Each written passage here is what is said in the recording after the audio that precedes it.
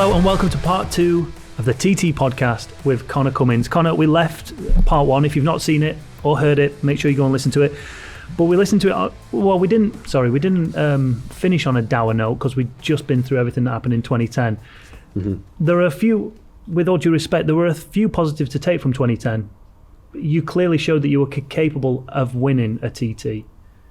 So getting back to full strength, or as strong as you could be to get back on the bike, was that still the aim, to go back and compete? Was the fire still there to go and win a TT? Absolutely. Yeah, I just, I knew that if I was going to make any decision, it was going to have to be one that I have to get back to. If I'm going to do it, I'm going to do it properly. Mm-hmm. That's what I do with everything. No half-assed attempts, it's got to be full on, and I want to get back to being at the sharp end again. And that was my drive, really. So once I could put my own socks on, that was the building blocks, really. Could you put your socks on before you got on a bike, or did you get on a bike first before you could put your socks on? Yeah, I soon forgot about the socks. As soon as I thought about the bike, it was like, yeah, that's the main concern. But you said on the last episode, 9 months from throwing yourself down the veranda over a wall, you're back on a bike. Yeah. I mean, the majority of normal people would still be recovering from that, thinking, am I going to get back to a normal life? You're going, I'm getting back on the bike. That's just, I mean, to me, that's insane. Steve's just nodding like, yeah, that's how we're built. Did you not think about stopping? No. I was aware that it might have to be an option if, as I said before, the nerve never came back online. But I can't really allow myself to fail. I have to really give everything. It's not in my nature just to do anything half-assed. It's got to be full on. 9 months to come back, from the injury. And then, of course, you said in the last episode you kind of jumped straight into some British Championship stuff, which you were riding around at the back and building. So it was a long time building. The team were fabulous, obviously, to stick behind you and help you out and stand by you. 3 years later, you're back on the podium at the TT. Yeah. How emotional was that? Yeah, on the Honda. No, what was lightweight. It? Yeah, lightweight. Yeah, brilliant actually. It was. I'm bloody glad I had the twin anyway that week, because everything else was turned to shit. But it was brilliant actually. I never really. I didn't sort of have any sighs of relief to say, "Oh, I'm back on the podium." It's because of my accident. It was all like, "Oh, nice one. I'm back on the box." It was nice to be there really, and. Obviously, a class that I've only ever did the TT on it once in the lightweight with the KMR bike, and it was loads of fun. Not necessarily a bike that fit on, ideally. Took 4 inches out the back of the seat to get me on it, but it was great. It was such a nice sort of experience to ride the little twin around there for the ones that I did do, and get back on the box. And getting back on the box, was that as much a relief that you've still got it in you? Or was that feeling there beforehand? I think even through my action, I was like, I knew something was there, but it was a nice little reminder that I can actually achieve something around the TT course and still be competitive. Being competitive is one thing, but to be on the box is a nice touch. So it was nice to be there and putting down foundations again to move forward again, and thankfully it got better. So to me, I've got notes here, right, and I'm just looking through the teams you've ridden for. In my eyes, bit of a list, but no. There is a bit of a list, and that's so. In my eyes, I see Conor behind your eyes. Nobody would like to be. I see Conor as Padgetts through and through now, and it feels like you've had almost your entire career at the TT with Padgetts. It just seems that everything fits with you and the team at Padgetts. Yeah. Would you obviously riding from this year, would you say that they're the best team you've ridden for and where you've found almost home for the TT? I definitely feel at home Yeah. with the Padgetts team. I think because it's I'm a family man myself, and that's how I've been brought up. And you look at the Padgetts family, massive family, run a very, very successful bike business, and the team's just ace to be in. Mm-hmm. Been there since 2017, 18? 16. 16. 16 was, yeah. Yeah, because I Just to jump in there, you said that it's kind of part of the family and so on, but so who moans the most, the wife or Clive Padgett?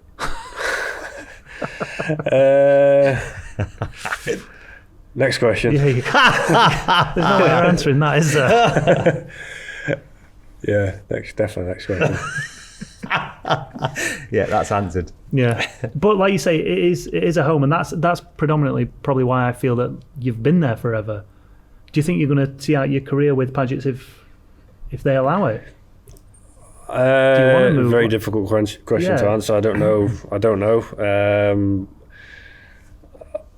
As long as I'm racing competitive bikes, I'll be trying my very, very best, and until it's deemed that I'm not competitive anymore and I'm wasting time, I'll jack in. Well, yeah, that's the other thing. I think, and tell me if I'm wrong here, but it seems like you're riding better than you ever have done.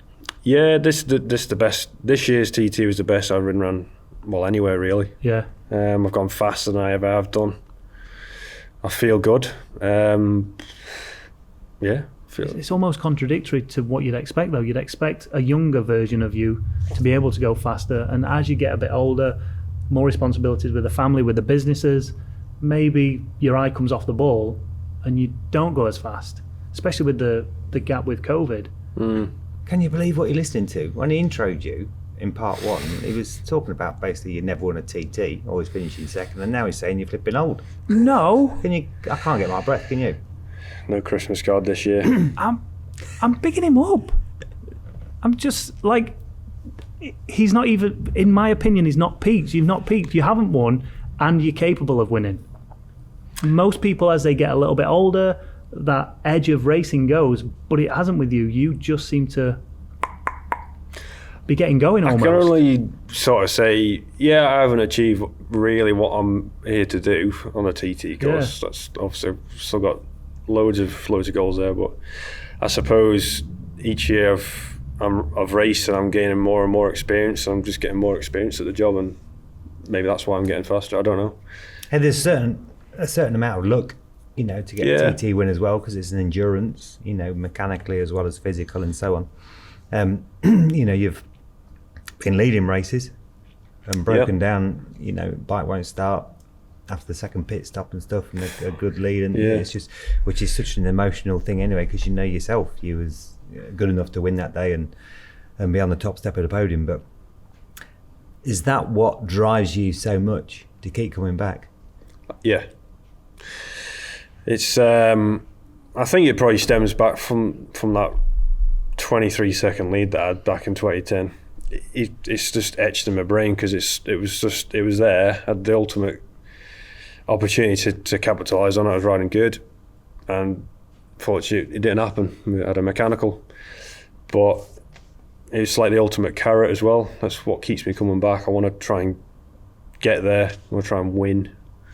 That's why I train hard. That's why I've put all this effort in, is to try and achieve that. Really, I like to think every other race is no different. Really, we want to win, don't we? It's in our bloody DNA, I suppose.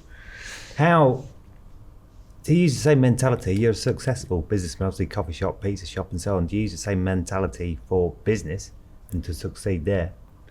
There's certain things I've applied from my racing into the business side of things. Yeah, definitely. Couldn't tell you what they are, but feels right. And how do you manage to, since I've retired from racing, I'm the busiest man on the planet. There was so much less to do when I was full-time competing, a professional athlete, shall we say. But these days I'm so busy. But so how do you flipping manage to run two successful businesses and a racing career as well? I've got an extremely understanding wife. That's why you wouldn't answer that question. I think you just did answer it. She's Danielle, my wife. She's kick ass, brilliant. Really gets behind me what I do. So, and the business side of things, I'm involved. Before I came here, I was seeing a client. So it's just managing my time as best I possibly can. But I've also got, with each respective business, I've got managers running it as well. So they're self-sufficient. So I've got really good people. I'm working with good people, so it really does help. So while we're on the business topic, what's the future for your empire on the island? Are you going to expand to the mainland with coffee, or a bit further south down into Douglas? I think realistically, given the way the world is at the minute, it's just taking stock of what we've actually got. Right. Not getting carried away, weather a bit of a storm that's coming. Be there at the end. Pretty much like a race, I suppose. Yeah, there exactly, you go. Yeah. That's what I've applied. Just be there. Love that analogy. And just try and push on with what we've got, really. And then when the time's right, we might look to expand again. But it's chocker busy at the minute. We're grateful for what we've got, and let's just keep moving on. And every other weekend, I'll go to a racetrack and hopefully ride my bollocks off. That leads me into the next question. So, as Chris mentioned, at the beginning of the quiz. we're not going into that. As Chris mentioned on the intro to part one, we're here on the Isle of Man in the studio here. It's the Manx Grand Prix. And you've just been telling us you sort of probably maybe need a little bit more bike time and so on. Why are you not racing the Manx this year? Why are Padgetts not here with their army of old bikes as well as modern and competing? Normally we would be here. I don't want to talk out of school here, but the team are doing a full British Superstock Championship with both Lewis, Rollo and David Todd. So, and I've been given the option to do the rest of the championship as well. So that's why I'm not here, and that's probably it is the reason why the team isn't here as well. But given no sort of clashes, I'd say we would have been on the grid, not riding around in that horrendous weather that's outside. Yeah. So you're going to be at Cadwell Park this weekend. Finishing the British Superbike season off. Yeah. So let's touch on that while we're here. Has your love for the road racing changed, circuit racing changed as you've gone back to it? Yes, definitely. I think because I just feel like I get the best gains out of it. It's so competitive. Mm-hmm. Like I'm floating around the 20th sort of position area. I'm like just a few seconds back off points, which is where I'm just being realistic. I'm not, looking to pull anything out of a hat yet anyway, but yeah. It's the best place to be. Definitely best place to be. And I sort of went away from it for a while. That gets me a little bit. Sorry to jump in, mate, but just, you've been on the podium there before Superstock in years gone by and stuff. And to sit there and kind of say, I'm just sort of running around the 20th place, that would really piss me off. Oh, it pisses me off. Really I don't mean to sound smart with that. No, it's, but I go out and try very hard. I need to make a step. At this moment in time, I'm still trying to figure out what that step is in circuits. Yep. And I just need a bit of time. Luckily, I've got a patient team, which is great. I'd love nothing more than to be at the sharp end of that class for sure. But I've got to find something in order to move forward. So I'm only going to achieve that by racing mileage, yeah.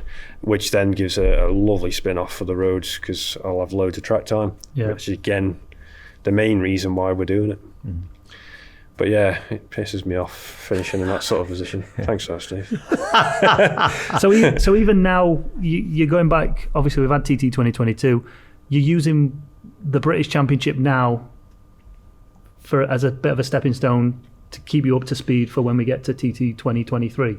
Yes, definitely. Yeah. And then obviously the first rounds of next year's championship. I mean, the full intention was to do that this year, but I badly injured myself training. So I put us on the back foot a little bit, and I got my first race at Alton Park, which is only round 2, so I only missed one race, a little bit of testing beforehand. And then we were straight to the Northwest. But the plan is, I like hopefully to do as many prior to coming here as possible. Yeah. So talking about British Championship, talking about the TT, one question I was wondering is, obviously we had a gap because of the pandemic. Do you feel that living here gave you any sort of advantage for when everyone came back, even though you weren't going around the course at 130 miles an hour? Just living and breathing it every day and seeing the changes around the circuit year in, year out, do you think when you got here you were slightly ahead of everyone else or not? No, right, not one bit. I think it's nothing quite like riding a bike around here, is it? It's just, you got... I'm driving my Vivaro van over the mountain every morning to go to work. Yeah. It doesn't even come close to riding a bike. But I was just wondering if there's parts you see of the track that have just changed slightly, so you know you can go there, and it doesn't take you 2 or 3 laps to work out that surface is a bit grippier or there's less adhesion there, because you've been over in the van and you might have felt, I don't know. No, I mean, Crookshanks, Stella Maris, Whitegates, those 2 corners, visually I can see that they've changed, being a local. Yeah. It looks smoother. It is going to be smooth. That's just natural, but that's where it stops. Right. Because I can't really feel what that's going to... I can't really imagine what it's going to feel like on the bike, because you've still got a fire-breathing super bike underneath you. It's chewing tyres, and it's just... It's going to not feel... until you get at pace. Yeah. You can feel the bumps or feel the positives from every surface. So even if you went out on a bike at 50%, 70%, it'd still be a completely different experience once you get up to 90, 95% and then on to 100, I guess. Oh, I was just interested. Yeah, I mean, I didn't really anticipate the course in certain parts being as rough as what it felt like this year, the TT. Like Solby Straight many people at the event were talking about Solby being quite a lot rougher. Horrendous. Obviously, for people listening that don't really know, Solby Straight's quite a long flat out section with a long right curve at the end, and in my time, which was the last time was 2009, so 13 years ago, it was pretty, you got a bit of a rest there. You could look down, check the temperature, check things on the bike and so on. But everybody's saying now that, or everybody was saying at the event 22 this year, that the bikes were dancing and he was struggling to hold the bike flat out. It was very much the case, yeah. I tried left lane, right lane, centre. It was all terrible. Really? It was rideable, don't get me wrong, but when you're going at nearly 200 on a superbike down there, it gets a bit interesting. And I just felt that there was sections like that which I think contributed to the speeds not being as fast as in previous years. I don't think it was time away from the track. I think it was like just certain areas. It only takes a bump in one corner, doesn't it, and you're off the throttle. And, especially the high speed areas. Yeah. If you rolled, you've lost a huge amount of time. Yeah. There's a bump right on the apex of the Ginger Hole corner that just appeared out of nowhere. Is that the left-hander after Solby? Yeah. So I think that had more of an impact on times this year. It seemed really weird because, interviewing people like Pete Hickman beforehand and, for me saying, 2 years off and you think you'd probably lose the edge slightly, the whole paddock, not just Pete. And he said, no, we'll be straight back on it. For the first couple of sessions, we'll be straight sort of back on times. And didn't surprise me that they weren't, but obviously the terrain is so different around the whole flipping lap, whereas the smaller bikes, lap records were going. Yeah. You yourself, fastest ever lap on a Fireblade around the Isle of Man TT in 2022, on a stocker, which is flipping incredible. Yeah, it was Didn't feel any different. No. Very weird. I thought fairly decent-ish lap because I just reading boards and whatnot. My gaps were sort of alternating a little bit, and I knew my pace was decent, but I didn't think it didn't feel as though it was like this is going to be an unbelievable lap for me. And turned out it was good. It was decent. So, and that was just hitting every apex and maybe just hanging onto the throttle a little bit longer.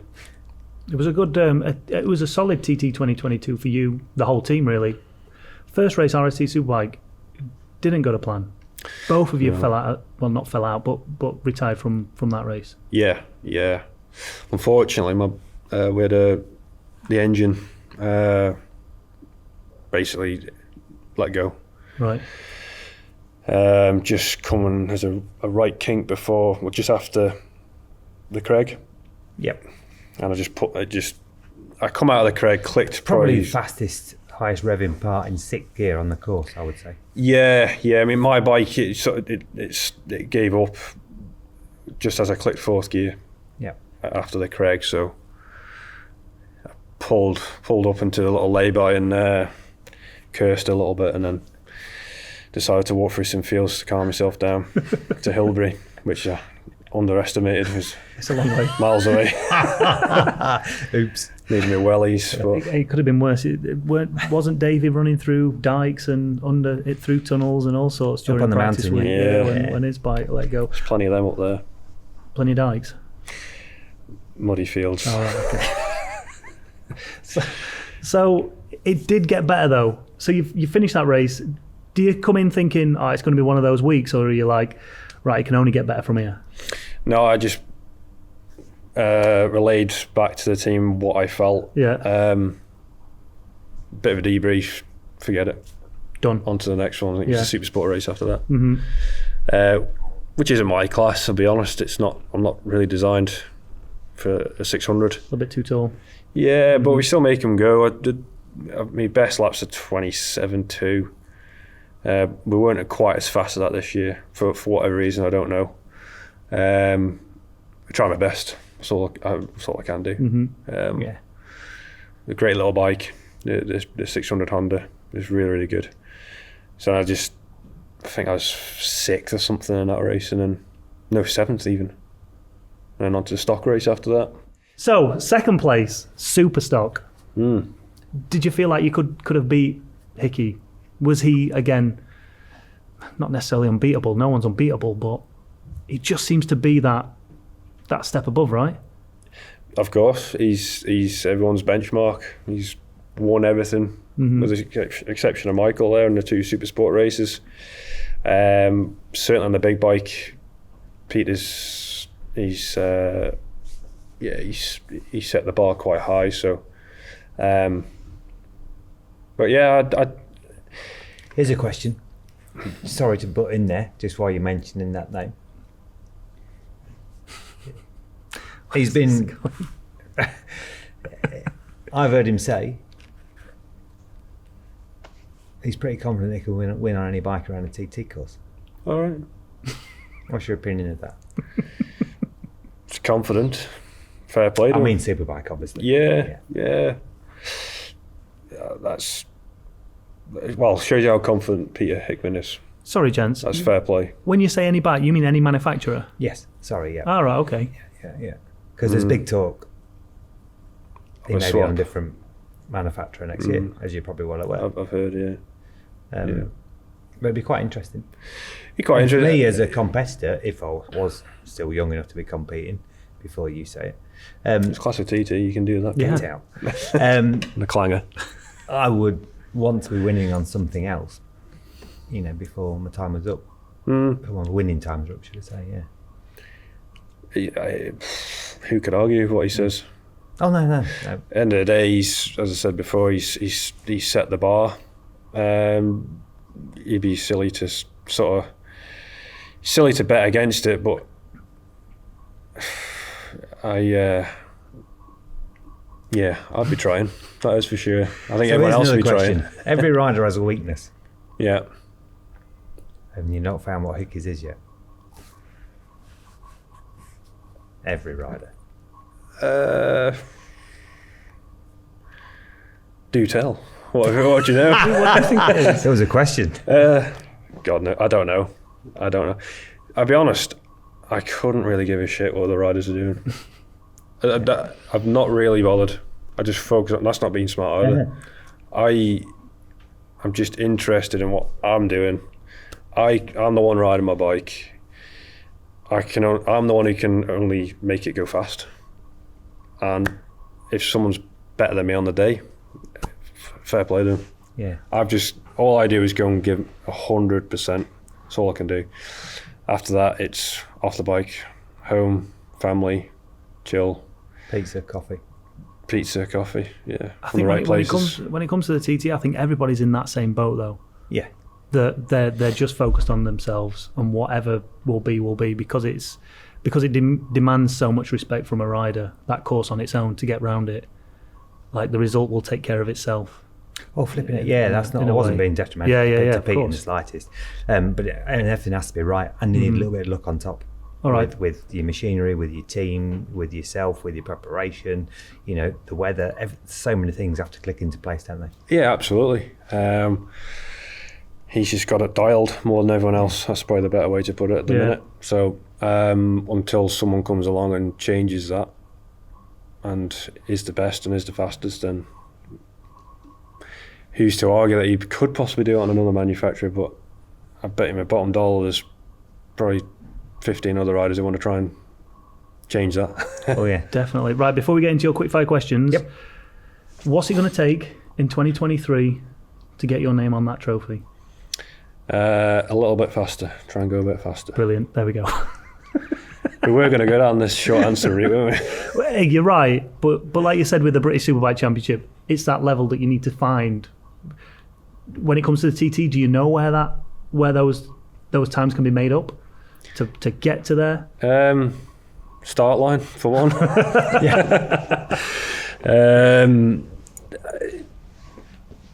I think there's definitely areas on the track. Well, of course there is. I've got a lot of weaknesses around the track where I need to sort of work on.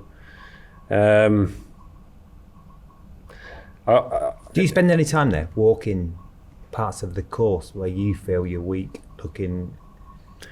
No, I'm just sort of conscious of where it feels a little bit where I could make time really. But it's not like there's not one sector where, excuse me, I can find 10 seconds. It's all such a big lap, isn't it? And it's and bobs. Yeah. you got to start in there. You've got a couple of pit stops.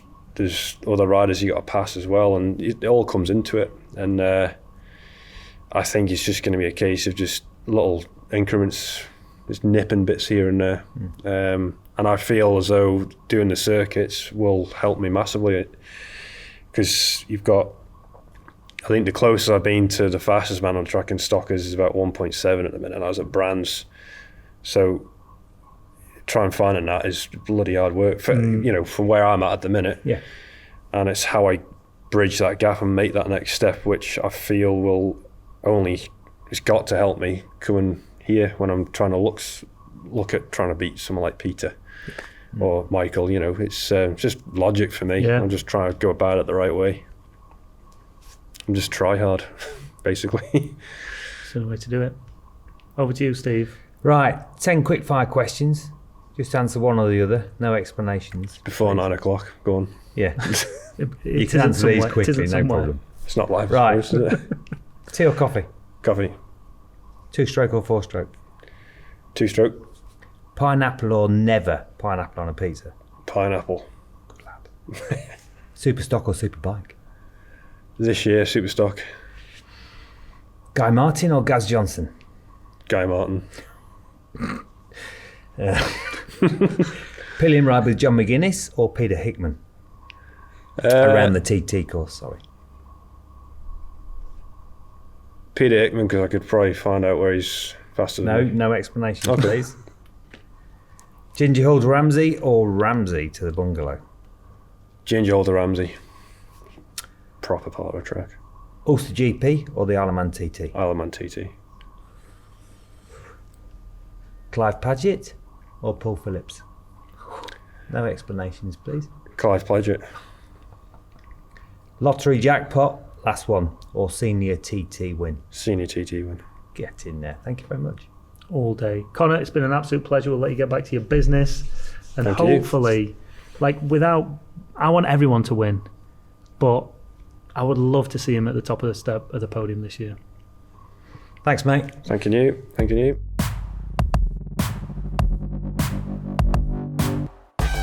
Steve, Conor Cummins, although he never wears a dress, always the bridesmaid, never the bride. What needs to change for him to become the bride? I think really what needs to change, you need to be a little bit more careful. He's a big lad, you know. You keep saying things like that. Seriously, no, cracking lad, very, very fast, and he's got a win in him still. He really has. You know, he's been getting on the podium since 2009. What a cracking fella, and I really do hope he becomes the Manxman that does it. Yeah, I don't think he'll settle until he's won one, and if he doesn't win one, I don't think he'll feel like he achieved everything that he was capable of doing. And he likes pineapple on pizza. He loves pineapple on pizza, and that is the pizza man. If we need to find out the right answer to that, that's the man who we find it out from. Pineapple is always right on pizza. Tip top.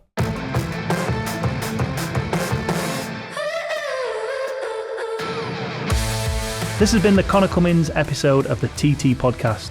If you've enjoyed it, then please hit that subscribe button and leave us a rating and a review wherever you listen to your podcasts. We have plenty more star-studded names from the world of the TT on the way for you in this series. And here's a little taste of what you can expect from next week's guest, Davo Johnson. And we were coming from the airport, past the ferries, and then through the roads there, I was like, so what gear are you in through this corner? And he just looked at me and goes, you fucking serious? Like, I actually thought I was on the track. Like, no, so that was at the start of the year, 2010. Because I'd never been here before, so I didn't know what was where. Yeah. And once that happened, then Milky took me around for like a lap, and he's like, right, so tell me where you are, just to show me, like sort of quiz me on my, like how I've been researching. And I failed dismally. Big time. And after that, it was literally every day. So I had 3 months from then to TT. It was 3 months, like every day, like the old school PlayStation game, and then watching DVD laps every day for 3 months. That next episode will be out next week, and you can get all the latest TT news and features over at iomttracers.com. And be sure to check us out on all the usual socials. We are at TT Racers Official. And don't forget, if you want to see Steve's handsome face or the guests, make sure you head over to the TT Plus app where you can watch the TT podcast, not just listen to it. Thanks for listening.